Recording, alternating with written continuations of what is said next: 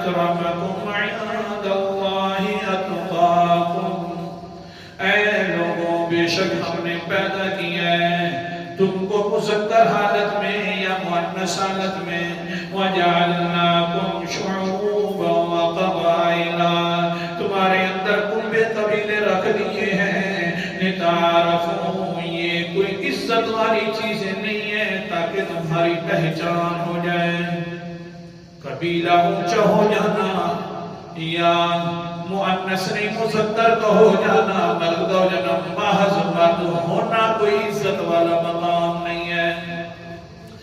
عزت والا مقام ہے تو کیا ہے؟ ان اکرمکم عند اللہ اتقاکم، بے شک تم میں سے سب سے زیادہ عزت والا بندہ اللہ کے نزدیک وہ ہے کہ جو دل کے اندر ڈر پیدا ہو جائے، جس کا دل ڈرتا ہے وہ ہے سب سے زیادہ عزت والا۔ تو دل ہی انسان جو ہے سکون ہو، اللہ کا پابند بن جائے تو بس یہی عزت والا۔